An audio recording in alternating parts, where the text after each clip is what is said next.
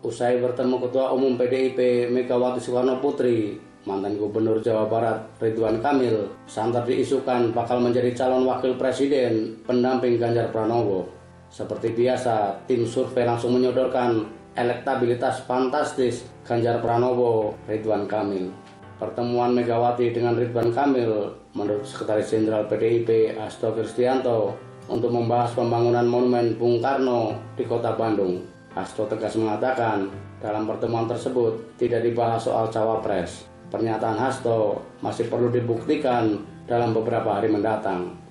Namun jika ternyata PDIP dalam tanda petik membajak Ridwan Kamil, perlu dipertanyakan komitmen Megawati ketika dalam tanda petik menasehati partai lain yang sempat mengelus-ngelus kadernya.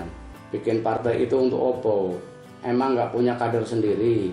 Sindir Megawati di acara HUT PDIP 10 Januari 2022 lalu. Untuk menegaskan sikapnya, PDIP langsung menetapkan Ganjar sebagai capres tanpa menggubris partai lain yang sudah terlebih dahulu mendeklarasikan. Akibatnya, Partai Solidaritas Indonesia atau PSI yang baru saja mendapat Ketua Umum Kaisang Pangarep mencabut dukungan kepada Ganjar karena merasa dicueki. Jika sekarang PDIP mendekati Ridwan Kamil, maka akan timbul pertanyaan, apakah PDIP dan partai koalisinya tidak punya kader untuk diusung sebagai cawapres? Sebab status Ridwan Kamil masih kader Partai Golkar. Seperti diketahui, saat ini Golkar sudah bergabung dengan Koalisi Indonesia Maju bersama Gerindra dan PAN. Partai Golkar telah menegaskan berulang kali Ridwan Kamil tidak diplot sebagai cawapres dalam Pilpres 2024. Ridwan Kamil yang baru bergabung dengan Golkar mendapat jatah sebagai calon gubernur DKI Jakarta atau kembali ke Jawa Barat pada Pilkada serentak 2024. Oleh karenanya, jika benar-benar dicalonkan koalisi PDIP sebagai cawapres, Ridwan Kamil akan menghadapi konsekuensi serius dari partainya. Sebab sampai saat ini, Partai Golkar masih mematok target Ketua Umumnya Airlangga Hartarto sebagai capres atau cawapres. Kans paling besar adalah menjadi cawapres Ketua Umum Partai Gerindra Prabowo Subianto karena sudah berada dalam satu koalisi. Jika Ridwan Kamil menjadi cawapres koalisi PDIP, tentu akan mendapat sanksi tegas dari partainya.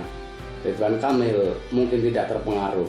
Namun bagaimana dengan istrinya Atalia Praratia yang saat ini sudah terdaftar sebagai bakal calon anggota DPR dari Partai Golkar?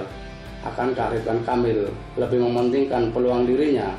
Sebab jika Golkar sampai menjatuhkan sanksi, imbasnya pasti sampai kepada pencalonan istrinya. Meski bukan mustahil, tetapi sulit membayangkan andai Atalia tetap menjadi caleg Golkar, sementara suaminya menjadi cawapres PDIP.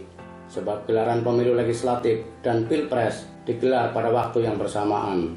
Persoalan lain adalah sejauh yang tergambar dari hasil kontestasi Pilkada Jawa Barat, baik dalam pemilihan wali kota Bandung maupun pemilihan gubernur, pemilih Ridwan Kamil bukan pendukung PDIP.